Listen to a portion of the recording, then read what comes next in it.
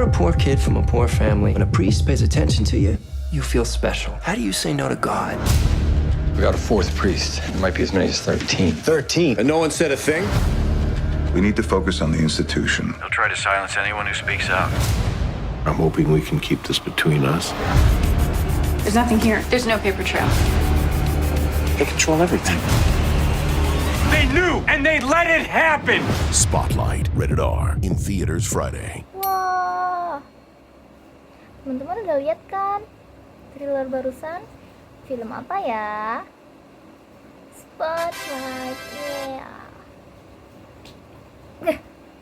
Hai teman-teman semuanya, nama aku Haruni, Haruni, Haruni, bukan Harumi, bukan Arumi, udahlah. Jadi jarang banget aku menampakkan diri di depan kamera. Dan di sini aku ingin membahas film tersebut yang sudah kalian tonton barusan trailernya, The Spotlight. Nah, karena ini berkaitan dengan tugasku, mata kuliahku, yaitu Hukum Pers dan Kode Etik Jurnalistik. Nah, sebelum kita membahas ke sana, mari kita kayak apa sih filmnya, reviewnya. Oke.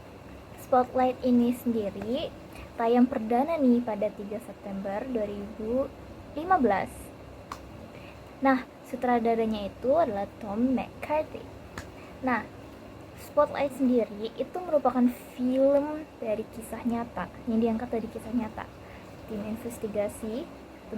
investigasi Spotlight milik dari surat kabar The Boston Globe. Jadi Boston Globe gitu, ada tim investigasi khusus itu namanya Spotlight.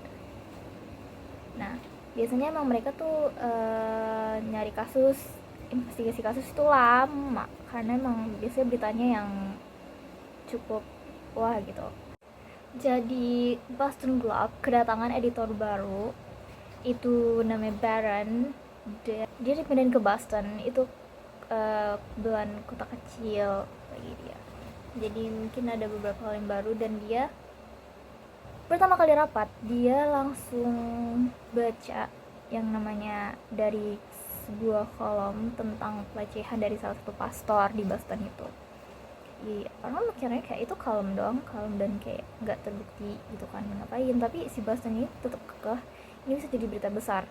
Orang-orang di sana kayak nggak bisa karena gereja Katolik di sana sangat berkuasa istilahnya. Semua orang 50% lebih itu katanya penganut Katolik, jadi istilahnya cardinal law di sana sangat diagung-agungkan. So, kalau ngebahas tentang pastor-pastor kayak gitu, kayak istilahnya cuman satu kesalahan doang, ngapain dibesar-besarin, karena mereka udah melakukan hal baik yang banyak kayak gitu kan. Tapi si Boston ini nggak mau, dia kekeh karena ini berita bisa jadi bagus. Akhirnya dia nyuruh tim investigasi Spotlight untuk stop kasus yang lain, fokus sama kasus yang itu, right? Oke, selama penyelidikan berlangsung, awalnya nih mereka cuma nemu kayak oke, kita fokusnya cuma satu pastor kan. Gak taunya setelah bertemu dengan banyaknya korban, istilahnya gak cuma satu pastor, kayak berkaitan gitu loh ternyata. Awalnya satu, terus akhirnya tahun 13-14 abis itu setelah direkam sama yang lain itu hampir 90 ketemu. Ada orang yang emang fokus terhadap fenomena pastor yang melakukan pelecehan. Ada, dia walaupun cuma lewat telepon ketika investigasi, tapi dia memang terpercaya karena pas dihitung, dicari juga, disamakan dengan sebuah buku itu, right, hampir 90. Dan ternyata gak cuma di Boston.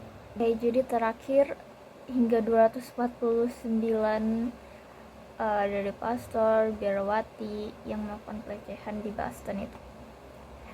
Belum di tempat-tempat lain gitu kan, yang dimana setelah artikel itu booming, otomatis yang lain juga jadi apa cuma di Boston doang ya. Jadi kenapa bisa kayak gitu ya, dari pihak si gerejanya sendiri yang emang mereka ingin menyembunyikan kasus tersebut. Susah, apalagi mereka punya politik yang besar di masa itu. Si Cardinal Law-nya mereka cuma bilang ya udah cuti sakit terus pindah. Makanya dari situ kok nampak waktu cuma sebentar tapi dia langsung dipindahkan, dan kebanyakan kasusnya dipindahkan karena cuti sakit. Oke, so itu karena dibalik sistemnya. Jadi si Baron maunya sistemnya, walaupun mereka udah sempet tahu nih ada banyak, terus udah kita buktiin berapa banyak, tapi awalnya mereka masih gak pengen ngangkat, nunggu, padahal bisa diambil beritanya sama orang lain gitu, sama media yang lain. But nanti aku jelasin. Nah, aku benar-benar suka di adegan dimana mereka cari informasi, terus kemudian bertemu dengan narasumber. Di Boston Globe itu sendiri kan udah lama ya, jadi mereka mesti ada cari-cari dulu di kayak koran-koran literally zaman dulu yang masih vintage gitu ya. Dan ternyata sebelumnya mereka udah pernah ngurusin kasus kayak gini, cuman mereka nggak nganggap itu hal besar. Udah diadukan dan diangkat ke media, karena penyelesaiannya jujur aja dalam hukum cuma mediasi doang kebanyakan, makanya gak terlalu korban itu gak dapat untung lebih banyak selain mediasi kayak gitu kan, makanya lebih milih untuk media. Tapi di saat itu Boston Globe cuman kayak udah nerima berita tapi nggak diapa-apain kebanyakan kayak gitu. Sempat cekcok karena ya gitu, kenapa nggak dari dulu gitu, kita udah ngasih info tapi kalian ngeremehin, bilang kayak gitu. Bahkan pengacaranya yang mereka pikir pengacaranya itu juga melakukan hal yang sepihak dengan gereja itu kan, kata Robbie. We've got two stories here. We've got a story about degenerate clergy, and we've got a story about a bunch of lawyers turning child abuse into a cottage industry. Now, which story do you want us to write? Because we're writing one of them. Pengacara Eric McLeish aja sendiri sampai, lah, gue udah pernah kasih sebelumnya beberapa tahun yang lalu daftar namanya, tapi lu yang ngebuang itu Boston Globe. Udahlah, kalian cari sendiri aja sana di arsip. I already sent you a list of names. What are you talking about? To whom? The Globe, years ago. After the Porter case, I got plenty of calls. I had 20 priests in Boston alone, but I couldn't go after them without the press. So I sent you guys a list of names, and you buried it. I want those names tomorrow.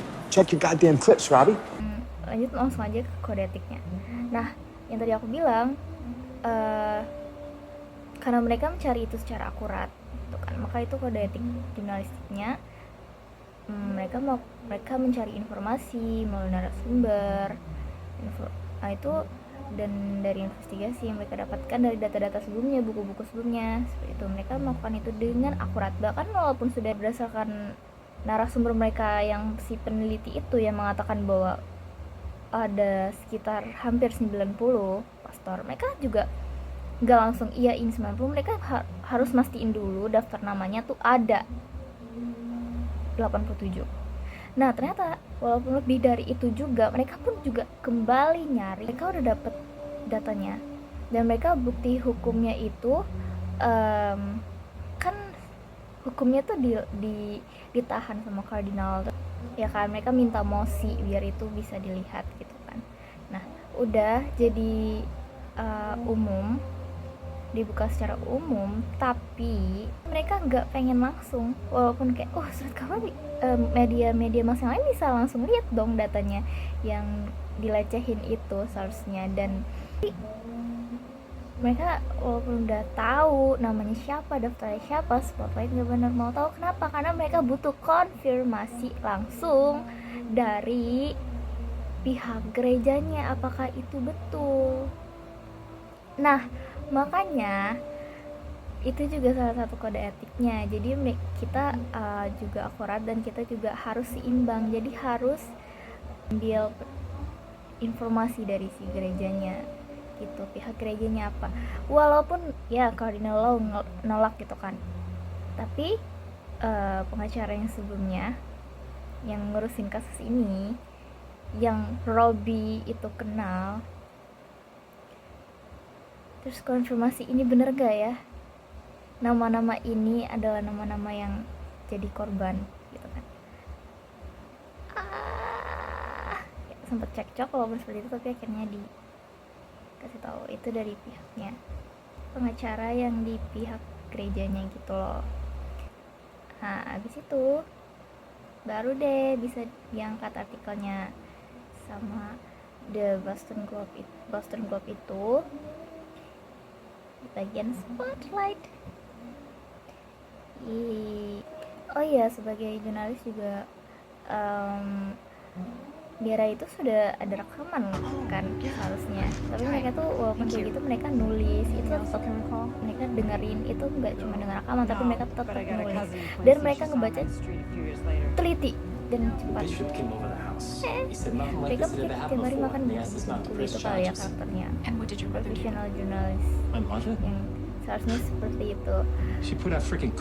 Oh ya, dan gimana cara mereka ngomong ke sumber masih actually From the church. mereka agak memaksa, tapi I don't know, maybe it's karena film dan mereka orang Western like that. Jadi mereka tetap butuh informasi gitu kan. Ya, jadi walaupun kayak gitu, sebagai jurnalis juga tetap harus nanya ke narasumber, harus mikirin mentalnya itu, gimana kondisi korban, karena mikir lagi kejadian kayak gitu, kejadian yang tidak enaknya gitu kan, psikologisnya terganggu lagi seperti itu. Nah itu sekian review dari saya tentang bagaimana Spotlight ceritanya dan apa yang menurut saya menarik, dan bagaimana dari si jurnalistik juga, kode etik jurnalistiknya bagaimana seperti itu. Terima kasih teman-teman, kalau yang menarik boleh ditonton.